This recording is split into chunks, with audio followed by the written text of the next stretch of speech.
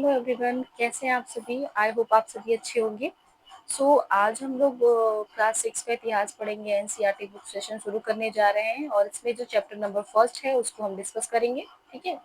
Chapter number first जो कह रहा है प्रारंभिक कथन, यानी कि क्या, कब, कहाँ और कैसे। ठीक है। यहाँ पे रशिदा नाम की एक लड़की है जिसने एक क्वेश्चन किया है। उसका एक सवाल है। रशिदा बैठी अखबार पढ़ रही थी। अचानक उसकी निगाहें एक सुर्खी पर पड़ी। 100 साल पहले। वह सोचने लगी कि ये कोई कैसे जान सकता है कि इतने वर्षों पहले क्या हुआ था। आप सोचिए कि आप सोचिए कि बहुत पहले क्या हुआ था। ठीक है। कैसे पता लगाएं ये जानने के लिए कि कल क्या हुआ था। तुम रेडियो सुन सकते हो, टेलीविजन देख सकते हो या फिर अखबार पढ़ सकते हो। साथ ही ये जानने के लिए कि पिछले साल क्या हुआ था, तुम किसी ऐसे व्यक्ति से बात कर सकते हो जिसे उस समय की स्मृति हो। लेकिन बहुत पहले क्या हुआ था ये कैसे जाना जा सकता है। ठीक है। अतीत के बारे में हम क्या जान सकते हैं? अतीत के बारे में बहुत कुछ जाना जा सकता है। लोग क्या खाते थे, कैसे कपड़े पहनते थे, किस तरह के घरों में रहते थे। हम आखेटकों, शिकारियों, पशुपालकों, कृषकों, शासकों, व्यापारियों, पुरोहितों, शिल्पकारों, कलाकारों, संगीतकारों या फिर वैज्ञानिकों के जीवन के बारे में जानकारियां हासिल कर सकते हैं। यही नहीं, हम ये भी पता कर सकते हैं कि उस समय बच्चे कौन से खेल खेलते थे, कौन सी कहानियां सुना करते थे, कौन से नाटक देखा करते थे या फिर कौन से गीत गाते थे। लोग कहाँ रहते थे? मानचित्र 1 में पृष्ठ पेज नंबर 2 पर है। उसमें नर्मदा नदी का पता लगाना है। ठीक है। तो अभी पृष्ठ संख्या 2 पर है और अभी हम लोग नर्मदा नदी का उसमें पता लगाएंगे। कई लाख वर्ष पहले से लोग इस नदी के तट पर रह रहे हैं। यहाँ रहने वाले आरंभिक लोगों में से कुछ कुशल संग्राहक थे जो आसपास के जंगलों की विशाल संपदा से परिचित थे। अपने भोजन के लिए वे जड़ों, फलों तथा जंगल के अन्य उत्पादों का यहीं से संग्रह किया करते थे। वे जानवरों का आखेट यानी शिकार भी करते थे। देखिए यहाँ पे नर्मदा नदी कहाँ पर है। ठीक है। ये बिंद पहाड़ियां है ना, यहाँ के नीचे, यहाँ पर इसके नीचे है नर्मदा नदी। अब तुम उत्तर पश्चिम की सुलेमान और किरथर पहाड़ियों का पता लगाओ। देखो उत्तर पश्चिम, ये नॉर्थ हमारा है और ये वेस्ट है। ठीक है। यानी पूर्व उत्तर और पश्चिम में जो है ये सुलेमान पहाड़ी है जो कि काबुल नदी के नीचे है और इधर है उसके किरथर पहाड़ी। ठीक है। इसी क्षेत्र में कुछ ऐसे स्थान है जहाँ लगभग 8000 वर्ष पूर्व स्त्री पुरुषों ने सबसे पहले गेहूं तथा जौ जैसी फसलों को उपजाना आरंभ किया था। ठीक है, किया। उन्होंने भेड़ बकरी और गाय बैल जैसे पशुओं को पालतू बनाना शुरू किया। ये लोग गांवों में रहते थे। ठीक है। अब देखना क्या है कि उत्तर पूर्व में गारो तथा मध्य भारत में विंध्य पहाड़ियों का पता लगाना है। तो देखिए उत्तर पूर्व में हमारा यहाँ पे है गारो पहाड़ियां जो कि ब्रह्मपुत्र नदी के नीचे है और बीच में यानी मध्य भारत में हमारी विंध्य पहाड़ियां हैं जो कि चंबल नदी के नीचे है, एक तरह से नर्मदा नदी के ऊपर है। मानचित्र पर सिंधु तथा इसकी सहायक नदियों का पता लगाने का प्रयास करो। ठीक है, वो भी पता लगाने का प्रयास करिए। सहायक नदियां उन्हें कहते हैं जो एक बड़ी नदी में मिल जाती है। लगभग 4700 वर्ष पूर्व इन्हीं नदियों के किनारे कुछ आरंभिक नगर फले फूले। गंगा व इसकी सहायक नदियों के किनारे तथा समुद्र तटवर्ती इलाकों में नगरों का विकास लगभग 2500 वर्ष पूर्व हुआ। कि गंगा तथा इसकी सहायक नदी सोन का पता लगाओ। गंगा के दक्षिण में इन नदियों के आसपास का क्षेत्र प्राचीन काल में मगध यानी वर्तमान बिहार में नाम से जाना जाता है। इसके शासक बहुत शक्तिशाली थे और उन्होंने एक विशाल राज्य स्थापित किया था। जैसे कि अन्य हिस्सों में भी ऐसे राज्यों की स्थापना की गई थी। लोगों ने सदैव उपमहाद्वीप के एक हिस्से से दूसरे हिस्से तक यात्रा की। कभी कभी हिमालय जैसे ऊंचे पर्वतों, पहाड़ियों, रेगिस्तान, नदियों तथा समुद्रों के कारण यात्रा जोखिम भरी होती थी। फिर भी ये यात्रा उनके लिए असंभव नहीं थी। अतः कभी लोग काम की तलाश में तो कभी प्राकृतिक आपदाओं के कारण एक स्थान से दूसरे स्थान जाया करते थे। कभी कभी सेनाएं दूसरे क्षेत्रों पर विजय हासिल करने के लिए जाती थी। इसके अतिरिक्त व्यापारी कभी काफिले में तो कभी जहाजों में अपने साथ मूल्यवान वस्तुएं लेकर एक स्थान से दूसरे स्थान जाते रहते थे। धार्मिक गुरु लोगों को शिक्षा और सलाह देते हुए एक गांव से दूसरे गांव तक, एक कस्बे से दूसरे कस्बे जाया करते थे। कुछ लोग नए और रोचक स्थानों को खोजने की चाह में उत्सुकतावश भी यात्रा किया करते थे। इन सभी यात्राओं से लोगों को एक दूसरों के विचारों को जानने का अवसर मिला। आज लोग यात्राएं क्यों करते हैं? एक बार फिर से मानचित्र एक को देखो। पहाड़ियाँ, पर्वत और समुद्र इस उपमहाद्वीप की प्राकृतिक सीमा का निर्माण करते हैं। हालांकि लोगों के लिए इन सीमाओं को पार करना आसान नहीं था। जिन्होंने ऐसा चाहा वे ऐसा कर सके। वे पर्वतों की ऊंचाई को छू सके, गहरे समुद्रों को पार कर सके। उपमहाद्वीप के बाहर से भी कुछ लोग यहाँ आए और यहीं बस गए। ठीक है। अब देखिए यहाँ पे कुछ पॉइंट्स, कुछ एक्स्ट्रा चीजें लिखी हुई है यहाँ पे। मानचित्र एक, दक्षिण एशिया जिसमें आधुनिक भारत आता है, आपका पाकिस्तान, बांग्लादेश, नेपाल, भूटान और श्रीलंका, और अफगानिस्तान, ईरान, चीन तथा म्यांमार आदि जो है वो पड़ोसी देशों को दर्शाता है। दक्षिण एशिया एक महाद्वीप से छोटा है, लेकिन विशालता तथा बाकी एशिया से समुद्रों, पहाड़ियों तथा पर्वतों से बटे होने के कारण इसे उपमहाद्वीप कहा जाता है। ठीक है। देखिए, लोगों के इस आवागमन ने हमारी सांस्कृतिक परंपराओं को समृद्ध किया। कई सौ से लोग पत्थर को तराशने, संगीत रचने और यहाँ तक कि भोजन बनाने के लिए तरीकों के बारे में एक दूसरे के विचारों को अपनाते रहे। ठीक है। अगला टॉपिक है हमारा देश के नाम। अपने देश के लिए हम प्राय इंडिया तथा भारत जैसे नामों का प्रयोग करते हैं। इंडिया शब्द इंडस से निकला है, जिसे संस्कृत में सिंधु कहा जाता है। अपने एटलस में ईरान और यूनान का पता लगाओ। लगभग 25 वर्ष पूर्व उत्तर पश्चिम की ओर से आने वाले ईरानियों और यूनानियों ने सिंध को हिंदोस अथवा इंदोस और इस नदी के पूर्व में स्थित भूमि प्रदेश को इंडिया कहा। भरत नाम का प्रयोग उत्तर पश्चिम में रहने वाले लोगों के एक समूह के लिए किया जाता था। इस समूह का उल्लेख संस्कृत की आरंभिक लगभग 3500 वर्ष पुरानी कृति ऋग्वेद में भी मिलता है। बाद में इसका प्रयोग देश के लिए होने लगा। ताड़पत्रों से बनी पांडुलिपि का एक पृष्ठ। यह पांडुलिपि लगभग 1000 वर्ष पहले लिखी गई थी। किताब बनाने के लिए ताड़ के पत्तों को काटकर उनके अलग अलग हिस्सों को एक साथ बांध दिया जाता था। बुर्ज पेड़ की छाल से बनी ऐसी ही एक पांडुलिपि को तुम यहाँ देख सकते हो।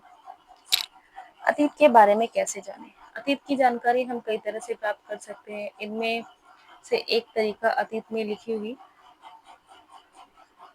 पुस्तकों को ढूंढना और पढ़ना है। ये पुस्तकें हाथ से लिखी होने के कारण पांडुलिपि कही जाती हैं। अंग्रेजी में पांडुलिपि के लिए प्रयुक्त होने वाला मैन्युस्क्रिप्ट शब्द लैटिन शब्द मेनो, जिसका अर्थ हाथ से है, निकला। ये पांडुलिपियां प्राय ताड़पत्रों अथवा हिमालय क्षेत्र में उगने वाले भुर्ज नामक पेड़ की छाल से विशेष तरीके से तैयार भोजपत्र पर लिखी मिलती हैं। इतने वर्षों में इनमें से कई पांडुलिपियों को कीड़ों ने खा लिया तथा कुछ नष्ट कर दी गई। फिर भी ऐसी कई पांडुलिपियां आज भी उपलब्ध हैं। प्राय ये पांडुलिपियां मंदिरों और विहारों में प्राप्त होती हैं। इन पुस्तकों में धार्मिक मान्यताओं, व्यवहारों, राजाओं के जीवन, औषधियां तथा विज्ञान आदि सभी प्रकार के विषयों की चर्चा मिलती है।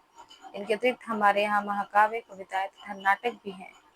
इनमें से कई संस्कृत में लिखे हुए मिलते हैं, जबकि अन्य प्राकृत और तमिल में हैं। प्राकृत भाषा का प्रयोग आम लोग करते हैं। हम अभी लेखों का भी अध्ययन कर सकते हैं। ऐसे लेख पत्थर अथवा धातु जैसी अपेक्षाकृत कठोर सतहों पर उत्कीर्ण किए गए मिलते हैं। कभी कभी शासक अथवा अन्य लोग अपने आदेशों को इस तरह उत्कृत करवाते थे ताकि लोग उन्हें देख सके, पढ़ सके तथा उनका पालन कर सके। कुछ अन्य प्रकार के अभिलेख भी मिलते हैं, जिनमें राजाओं तथा रानियों सहित अन्य स्त्री पुरुषों ने भी अपने कार्यों के ब्यौरे उत्कृत करवाए। उदाहरण के लिए प्राय शासक लड़ाइयों में अर्जित विजयों का लेखा जोखा रखा करते थे। क्या तुम बता सकती हो कि कठोर सतह पर लेख लिखवाने के क्या लाभ थे? ऐसा करवाने में क्या क्या कठिनाई आती थी? इसके अतिरिक्त अन्य कई वस्तुएं अतीत में बनी और प्रयोग में लाई जाती थी। ऐसी वस्तुओं का अध्ययन करने वाला व्यक्ति पुरातत्वविद कहलाता है। पुरातत्वविद पत्थर और ईंट से बनी इमारतों के अवशेषों, चित्र तथा मूर्तियों का अध्ययन करते हैं। वे औजारों, हथियारों, बर्तन, आभूषणों तथा सिक्कों की प्राप्ति के लिए छानबीन तथा खुदाई भी करते हैं। इनमें से कुछ वस्तुएं पत्थर, पकी मिट्टी तथा कुछ धातु की बनी हो सकती हैं। ऐसे तत्व जो होते हैं वो कठोर तथा जल्दी नष्ट ना होने वाले होते हैं। यहाँ पर थोड़ा सा एक्स्ट्रा फैक्ट दिया है, इसको हम पढ़ लेते हैं। लगभग 2250 वर्ष पुराना ये जो अभिलेख है वर्तमान में अफगानिस्तान के कंधार से प्राप्त हुआ है। ये अभिलेख अशोक नामक शासक के आदेश पर उत्कीर्ण करवाया गया था। इस शासक के विषय में आप अध्याय 7 में पढ़ेंगे। अ, जब हम कुछ लिखते हैं तब हम किसी लिपि का प्रयोग करते हैं और लिपियां जो होती हैं अक्षरों अथवा संकेतों से बनी होती हैं। जब हम कुछ बोलते हैं अथवा पढ़ते हैं तब हम एक भाषा का प्रयोग करते हैं। यह अभिलेख इस क्षेत्र में प्रयुक्त होने वाली यूनानी तथा अरामेक नामक दो भिन्न लिपियों तथा भाषाओं में है। बाएं, एक प्राचीन नगर से प्राप्त पात्र। इस तरह के पात्रों का प्रयोग 4700 वर्ष पूर्व होता है। दाएं, एक पुराना चांदी का सिक्का है। इस तरह के सिक्कों का प्रयोग लगभग 2500 वर्ष पूर्व होता है। हमारे द्वारा आज प्रयोग में आने वाले सिक्कों से ये सिक्का कैसे भिन्न था, इसका अध्ययन करते हैं। वे औजारों, हथियारों, बर्तनों, आभूषणों तथा सिक्कों की प्राप्ति के लिए छानबीन तथा खुदाई भी करते थे। इनमें से कुछ वस्तुएं पत्थर, पकी मिट्टी तथा कुछ धातु की बनी हो सकती हैं।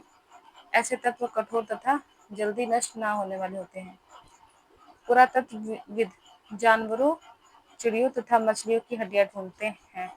इससे उन्हें ये जानने में मदद मिलती है कि अतीत में लोग क्या खाते थे। वनस्पतियों के अवशेष बहुत मुश्किल से बच पाते हैं। यदि अन्न के दाने अथवा लकड़ी के टुकड़े जल जाते हैं तो वे जले हुए रूप में बचे रहते हैं। क्या पुरातत्वविदों को बहुधा कपड़ों के अवशेष मिलते होंगे? पांडुलिपियों, अभिलेखों तथा पुरातत्व से ज्ञात जानकारियों के लिए इतिहासकार प्राय स्रोत शब्द का प्रयोग करते थे। इतिहासकार उन्हें कहते हैं जो अतीत का अध्ययन करते हैं। स्रोत के प्राप्त होने से ही अतीत के बारे में पढ़ना बहुत रोचक हो जाता है, क्योंकि इन स्रोतों की सहायता से हम धीरे धीरे अतीत का पुनर्निर्माण करते जाते हैं। अतः इतिहासकार तथा पुरातत्वविद उन जासूसों की तरह हैं जो इन सभी स्रोतों का प्रयोग सुराग के रूप में कर अतीत को जानने का प्रयास करते हैं। अतीत एक है या नहीं? क्या तुमने इस पुस्तक के शीर्षक हमारे अतीत पर ध्यान दिया? यहाँ अतीत शब्द का प्रयोग बहुवचन के रूप में किया गया है। ऐसा इस तथ्य की ओर ध्यान दिलाने के लिए किया गया है कि अलग अलग समूह के लोगों के लिए इस अतीत के अलग अलग मायने थे। उदाहरण के लिए पशुपालकों अथवा कृषकों का जीवन राजाओं तथा रानियों के जीवन से तथा व्यापारियों का जीवन शिल्पकारों के जीवन से बहुत भिन्न था। जैसा कि हम आज भी देखते हैं, उस समय भी देश के अलग अलग हिस्सों में लोग अलग अलग व्यवहारों और रीति रिवाजों का पालन करते थे। उदाहरण के लिए आज अंडमान द्वीप के अधिकांश लोग अपना भोजन मछलियां पकड़कर, शिकार करके तथा फल फूल के संग्रह द्वारा प्राप्त करते हैं। इसके विपरीत शहरों में रहने वाले लोग खाद्य आपूर्ति के लिए अन्य व्यक्तियों पर निर्भर करते हैं। इस तरह के भेद अतीत में भी विद्यमान थे। इसके अतिरिक्त एक अन्य तरह का भेद है, उस समय शासक अपनी विजयों का लेखा जोखा रखते थे। यही कारण है कि हम उन शासकों तथा उनके द्वारा लड़ी जाने वाली लड़ाइयों के बारे में काफी कुछ जानते हैं, जबकि शिकारी, मछुआरे, संग्राहक, कृषक अथवा पशुपालक जैसे आम आदमी प्राय अपने कार्यों का लेखा जोखा नहीं रखते हैं। पुरातत्व की सहायता से हमें उनके जीवन को जानने में मदद मिलती है, हालांकि अभी भी इनके बारे में बहुत कुछ जानना शेष है। तिथियों का मतलब, अगर कोई तुमसे तिथि के विषय में पूछे तो तुम शायद उस दिन की तारीख, माह जैसे कि 2000 या इसी तरह का कोई और वर्ष बताओगी। वर्ष की ये गणना ईसाई धर्म प्रवर्तक ईसा मसीह के जन्म की तिथि से की जाती है। वर्ष 2000 वर्ष कहने का तात्पर्य ईसा मसीह के जन्म के 2000 वर्ष के बाद से है। ईसा मसीह के जन्म के पूर्व की सभी तिथियां ईसा पूर्व यानी ईसा से पहले के रूप में जानी जाती है। इस पुस्तक में हम 2000 को अपना आरंभिक बिंदु मानते हुए वर्तमान से पूर्व की तिथियों का उल्लेख करेंगे। देखिए, अब यहाँ पे इतिहास और तिथियां। अंग्रेजी में जो बीसी होता है उसको हिंदी में हम ईसा पूर्व बोलते हैं। इसका तात्पर्य होता है बिफोर क्राइस्ट, यानी कि ईसा पूर्व होता है। ठीक है, कभी कभी तुम तिथियों में पहले एडी यानी हिंदी में ई बोलते हैं इसको, ठीक है, ईस्वी लिखा पाती हो। ये एनो डोमिनी नामक दो लैटिन शब्दों से बना है। ठीक है, जो एडी होता है एनो डोमिनी इसका फुल फॉर्म है, ये दो लैटिन शब्दों से बना होता है। और ईसा इसका जो तात्पर्य होता है कि ईसा मसीह के जन्म के वर्ष से है। ठीक है, कभी कभी एडी की जगह सी भी लिखा होता है और बीसी की जगह बीसीई का प्रयोग होता है। सी जो अक्षर है इसका प्रयोग कॉमन एरा के लिए, और जो बीसीई है उसका प्रयोग बिफोर कॉमन एरा के लिए होता है। हम इन शब्दों का प्रयोग इसलिए करते हैं क्योंकि विश्व के अधिकांश जो देश हैं अब इस कैलेंडर का प्रयोग, ठीक है, सामान्य हो गया है। ठीक है, अधिकांश देशों में होता है लेकिन अब इस कैलेंडर का प्रयोग सामान्य हो रहा है। और भारत में तिथियों के लिए इस रूप का प्रयोग लगभग 200 वर्ष पूर्व आरंभ हुआ था। ठीक है, कभी कभी अंग्रेजी के बीपी अक्षरों का प्रयोग होता है, जिसका तात्पर्य होता है बिफोर प्रेजेंट, यानी कि वर्तमान से पहले।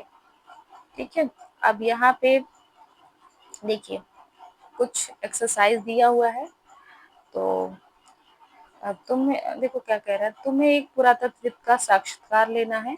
तुम उन 5 प्रश्नों की एक सूची तैयार करो जिन्हें तुम पुरातत्वविद से पूछना चाहोगी। ठीक है, तो चलिए चैप्टर हमारा कंप्लीट होता है। Thank you.